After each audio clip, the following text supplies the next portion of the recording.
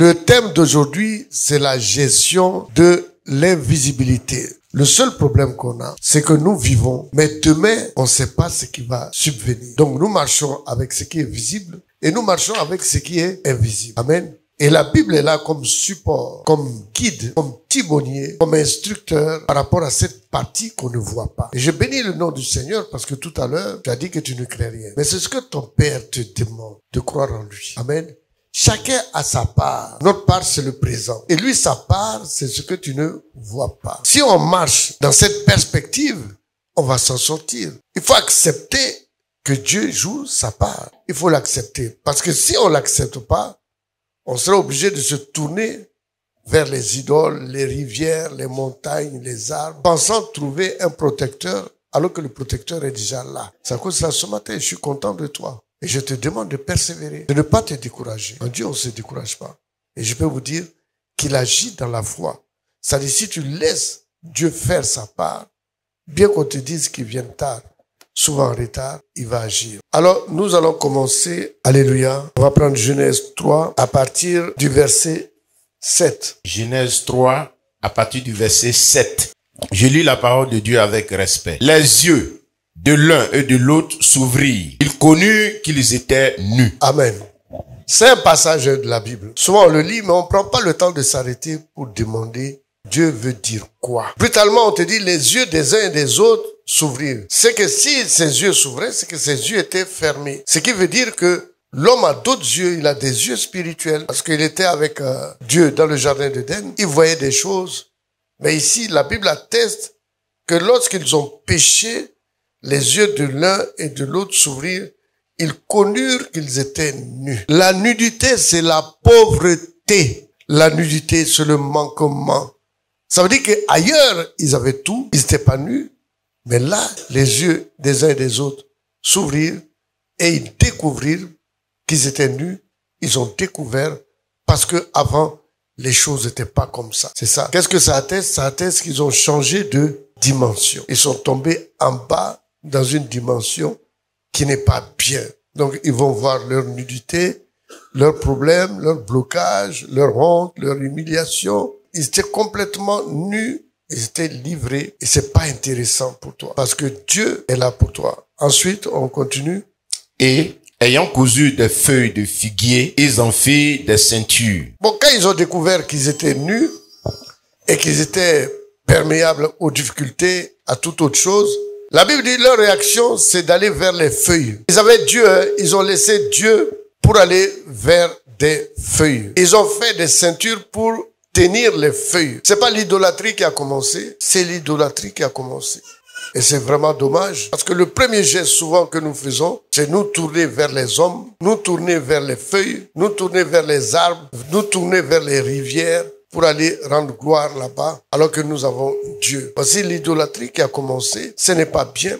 Amen. Je bénis Dieu pour votre présence ici, parce que vous avez refusé ça et vous venez vers votre Créateur. Celui qui est à l'origine de votre vie, c'est le Christ. Vous devez toujours venir vers lui. Jamais vous devez oublier cela. Verset 8.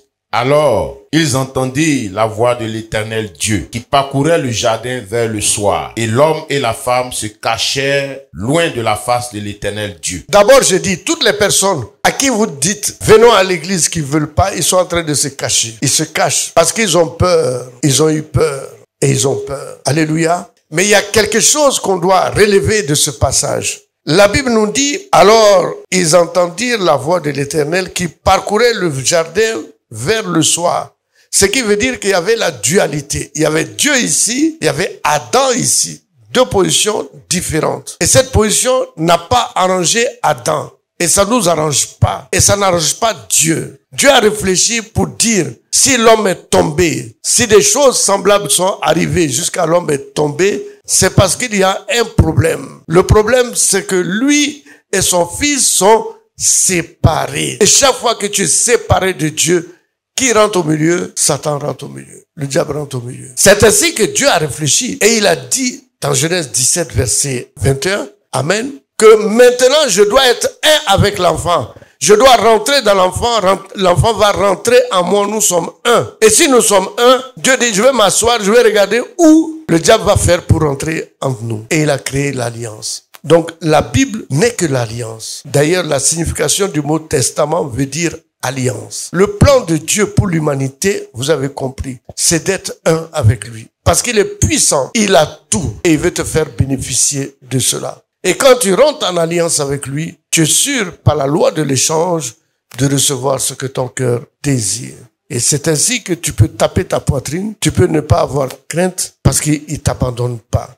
C'est pas parce que tu le vois pas qu'il n'existe pas. Et c'est pas parce que tu ne vois pas quelque chose que cette chose n'existe pas. Le micro que j'ai, que je le divise en deux, je vois les deux parties. Mais si la deuxième partie, je fractionne ça en 10 000, la 10 millième partie, je la verrai plus. Mais c'est pas parce que je ne vois pas la 10 millième partie que je peux attester que cette 10 millième partie qui est petite échappe à ma perception visuelle est fausse. Non, parce que c'est une réalité. Donc, c'est pas parce que quelque chose échappe à ta vue que cette chose n'existe pas. Donc, ainsi, vous comprenez qu'il y a le monde de l'infiniment petit qui régit, amen, les esprits, puisque nous ne les voyons pas, ils appartiennent au monde de l'infiniment petit. Seul Dieu appartient aux deux dimensions, l'infiniment grand et l'infiniment petit. Alors, l'invisibilité, vous devez marcher avec ça. Vous n'avez pas besoin de voir. Vous avez uniquement besoin de croire. Ici, on voit l'erreur qui s'est passée. Le Père, c'est écrit dans la Bible. Le soir, il parcourt le jardin. Et la catastrophe est arrivée parce que Satan était devant Adam. Et par ses principes mensongers, il a trompé le Fils de Dieu. Il va continuer toujours à te tromper. Mais si tu rentres dans l'alliance que tu es un avec Dieu, tu es tranquille. Parce que lui, il va maîtriser ce que tu ne vois pas. D'ailleurs, nous allons prendre Matthieu 6 au verset 34, s'il vous plaît. Après, on va revenir, on va terminer le passage. Matthieu 6, 34. Je lis la parole de Dieu avec respect. Ne vous inquiétez donc pas du lendemain. Ne vous inquiétez donc pas du lendemain, c'est-à-dire ne vous inquiétez pas du futur. Ne t'inquiète pas. Tout à l'heure, tu dis tu t'inquiètes pas. Est-ce que c'est vrai? Quand tu vas sortir là et qu'on va te dire quelque chose arriver, toi-même tu vas trembler. Amen. Il s'agit pas de ça. Il s'agit de croire. Il dit ne t'inquiète pas. Parce que lorsque tu es dans l'alliance, Dieu, il est à la barre. Il est à la commande de ta vie. Car le lendemain aura soin de lui-même. Aussi. Ça veut dire quoi? Ça veut dire que le lendemain, qui est le futur, prend soin de lui-même.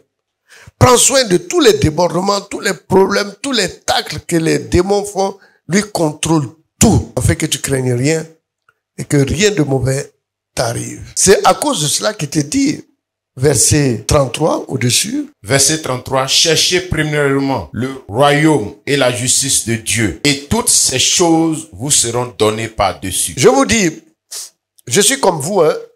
La première fois que j'ai lu ce passage, j'ai été choqué. Et ça vient brutalement dans le premier livre du Nouveau Testament. On te dit, toi qui es physique, toi qui ne vois pas ce qui est petit, on te dit brusquement de chercher le royaume, de chercher Dieu que tu ne vois pas. Mais franchement, je vous dis honnêtement, de vous à moi, c'est choquant. Amen. C'est choquant. C'est quand tu lis le 34 et qu'on arrive à t'expliquer qu'il y a deux dimensions, la dimension physique dans laquelle nous sommes et la dimension invisible et spirituelle dans laquelle Dieu est. Mais on te dit de chercher ça d'abord, de chercher ce que toi tu ne vois pas. Mais il a raison parce que ce que tu ne vois pas, lui-même il est là-bas. Si ton cœur ne va pas vers lui, ton adoration ne va pas vers lui, tes préoccupations ne vont pas vers lui, tu vas te cacher devant sa face et qui va te gérer? Dieu va te gérer parce que la nature même a horreur du vide. Et vous allez comprendre que Dieu a raison. La Bible n'est pas complexe. Mais la Bible a été montée et ça a un sens, un plan, un sens, un aboutissement. Amen. L'aboutissement dans tout ça, c'est être un avec lui. Il n'y a rien d'autre. Donc la Bible, c'est l'alliance. Et l'alliance, c'est Dieu. Comment peut-il être un avec Dieu et avoir des problèmes? C'est que ça ne va pas. Ça va pas du tout. Mais quand on va plus loin, qu'on t'explique, par exemple, le parleur qui est là, je le vois parce qu'il est dans ma pensée. Et c'est ma pensée qui le crée. Quand on va plus loin dans la parole, vous allez voir que il y a des choses extraordinaires. Dieu, il est trop fort. Il est tellement fort que plus tu avances avec lui, plus tu le comprends, plus tu le connais, plus il marche avec toi. Et quand il commence à marcher avec toi, Ce n'est plus toi qui vis, mais c'est lui qui vit en toi. Et tu vas le voir dans sa parole et tu vas voir les réalités qu'il est en train de faire et les merveilles. Je vous demanderai vraiment d'avoir confiance en Dieu. Pour vous, lorsqu'il y a un petit bobo, vous courez, vous avez peur et vous cachez de Dieu. C'est dans la Bible. Il ne faut pas se cacher. Il y a d'autres, s'ils ont des problèmes, ils viennent plus à l'église. Il faut venir à l'église. D'autres, quand ils ont des problèmes, ils ne travaillent pas. Il faut travailler. Parce que lui-même, il a dit, dans peu de temps, elles vont disparaître. Que tu traverses, tous les problèmes, les trahisons, les calomnies que tu traverses, dans peu de temps, tu vas plus entendre ça. C'est une question de temps. Et qui est le temps? C'est Dieu lui-même. Quand Dieu dit le lendemain c'est quoi? C'est le temps. Le temps, c'est qui? C'est Dieu. Donc, c'est Dieu lui-même, chaque jour, qui prend soin de ce qui se passe devant, de ce que toi, tu vois pas. Dans 3 jours, dans un mois, dans un an, il contrôle tout. Quand moi, je dis, tu seras un témoignage, ben, tu crois pas. Souvent, tu regardes, la parole s'adresse au voisin, mais moi, je dis, la parole s'adresse à toi-même. Parce qu'un jour, tu vas te réveiller. Un jour, tu vas penser autrement. C'est ce jour que j'attends. Tu vas penser autrement. Et c'est là que tu vas te dire, tiens, la Bible a raison. Toutes les choses que tu cherches, c'est dans les mains du lendemain. Ça existe déjà dans le futur. Parce que nous, par rapport au ciel, c'est uniquement une question de vitesse. Le ciel tourne 1000 fois plus vite que la terre. Donc les choses se réalisent là-bas. Dieu l'a fait ainsi. Avant que ça vienne, la terre tourne doucement. C'est pour t'observer. Est-ce que tu seras fidèle? Est-ce que tu vas pas faire des bêtises, mon enfant? Donc il met du temps. Il a dit qu'il vient tard, mais jamais en retard. Pourquoi jamais en retard? Parce que c'est déjà accompli. Tu as chanté, mais le sourd ne craint rien. Mais il faut que ça descende dans ton âme. Il faut que ton âme croie à ça.